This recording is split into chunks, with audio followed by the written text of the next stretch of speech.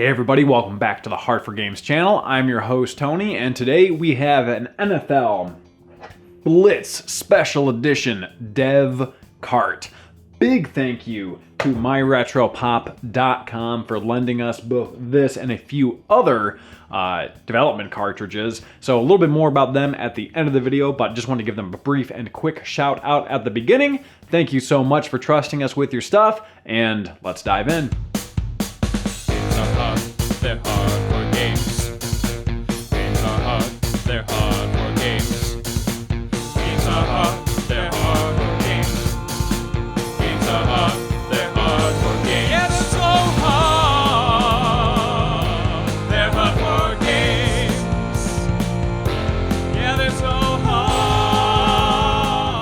So I bet a lot of you are probably wondering, hey Tony, what is up with your face? You have this red mark? Do you have something on your face? Yeah, I do. My toddler decided it'd be a good idea to take a little snowman ornament with like wire arms, I guess, that you could like bend and fold and stuff, and basically take that and just scrape it across my face.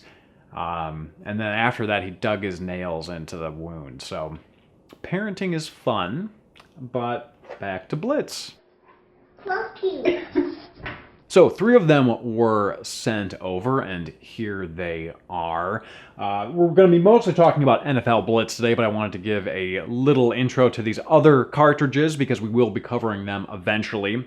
The Game Boy cartridge with the EEPROM sticking out is Sumo Fighter. This is the Japanese version. We've taken a look at the code, and it is very different and rearranged. Not sure if it's going to translate to the actual gameplay itself, but we are in the process of discovering what all is different gameplay-wise with this particular version. It is definitely an earlier version. This here is an Atlas RPG for the Game Boy Advance.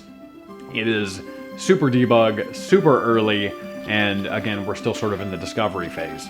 The biggest one and the easiest one to talk about is NFL Blitz Special Edition, and that's why I'm starting with this, because the code here is a little bit different, but sort of insignificantly. So I sent the code over to Luigi Blood for him to take a look at. You may have heard that name before. He helps me out a lot when it comes to taking a look at the innards and the goings-ons of the ROMs of these things, and it's a few bytes worth of difference. He speculated that perhaps it is just some sort of bug fix that they added at the last minute. But essentially, this is retail ready. This is the final version, minus one tiny notch. So gameplay-wise, it's not going to be different, but it is technically different.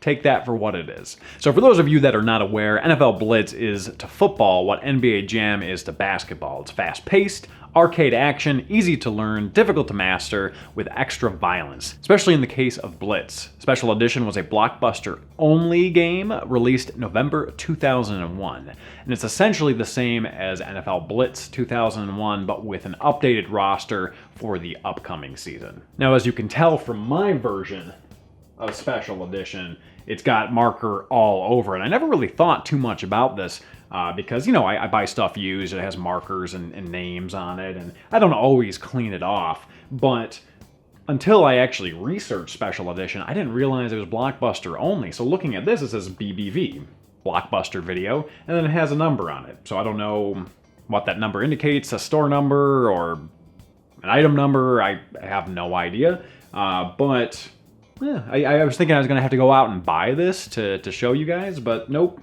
here it is.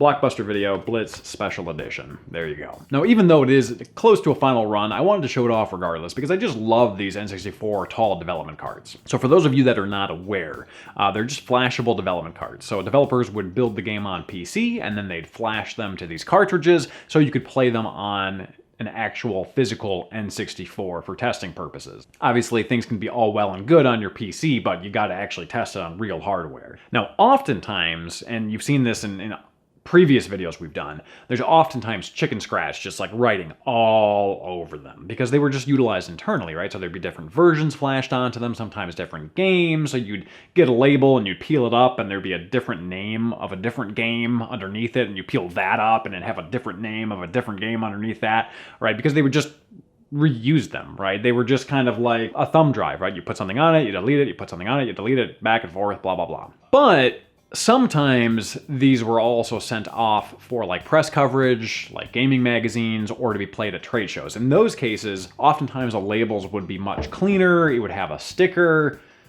etc. So I think that this may have been a review version just because it's so clean. You don't often see something so clean when it's just utilized internally.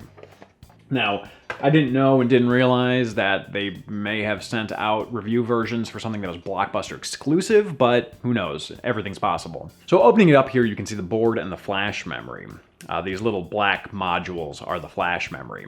Now these carts were pretty tall, in part to allow for a flexible amount of memory, i.e. storage in the cartridge. I would imagine that if you were creating a game that ultimately became larger than anticipated, this would be pretty important for development. Speaking of the memory, you can actually see its allotment on the sticker here. So the first number on the very top represents the board, and then 256M is 256 megabits, and then 256K is the save memory, or the SRAM. And here you can see the battery-backed memory. Well, actually, the literal battery for the battery-backed memory is right here.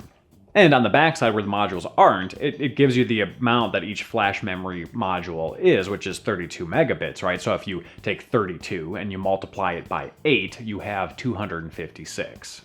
Anyways, like I said, this was a little bit more of a simple warm-up round to these more complicated beta games or beta versions of games, but I wanted to start with this one just to kind of get us going here. And obviously just wanted to thank myretropop.com again. Myretropop.com is an eBay store that just sells a bunch of retro games, including dev stuff and beta stuff. So if you like this channel and you like what we're showing, he's got a lot of content that's going to align very nicely with that. So thank you very much again for trusting us with your stuff, and thank you for watching. Thank you to our subscribers and Patreon supporters, and we'll see you all next time. Cheers.